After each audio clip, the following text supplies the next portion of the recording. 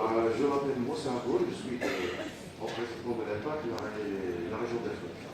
Le Kédioua, Moussa Aboul, Louis Moura, le Mazir, et Mzar Mzoura, et Féké.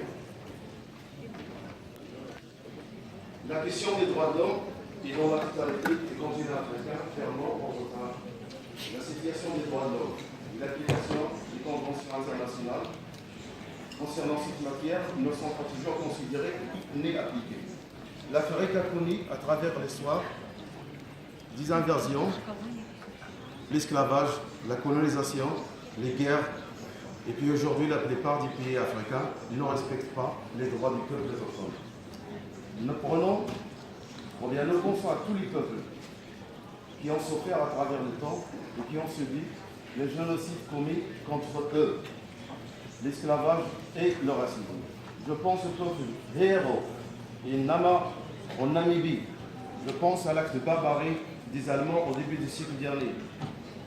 Je pense au peuple Tutsi à la fin du siècle dernier et l'application de l'Europe dans le génocide du peuple Tutsi.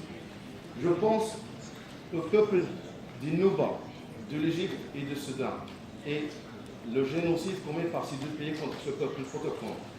Je pense aussi au peuple amazigh de l'Afrique du Nord, qui vit actuellement sous des dictatures et des régimes totalitaires qui ne considèrent pas son identité, ni sa langue, ni sa civilisation, ni sa culture.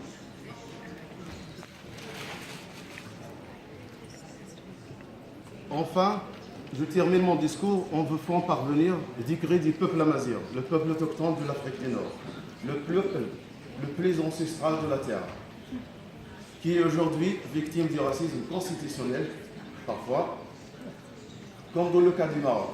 À titre d'exemple, le peuple amazigh se confronte aujourd'hui à des problèmes sérieux, tels le racisme, marginalisation, génocide, spoliation de ses terres, ou bien spoliation des terres. Nous sommes dans un problème de survie aujourd'hui. La question est devenue très sérieuse. La question s'appelle, ou bien s'intitule, être ou ne pas être pour nous. Et la situation connue ou bien est aujourd'hui dans un stade de gravité, c'est-à-dire, je vous invite tous, c'est-à-dire les dirigeants, tous les peuples autochtones, de considérer notre cri et le prendre en considération. Nous revendiquons d'inciter les pays africains à l'application et la déclaration des droits de l'homme selon les droits internationaux. L'application des droits de l'homme des conventions de Genève. Nous dénonçons le massacre du peuple africain. Et vivons le droit à la vie. Voilà.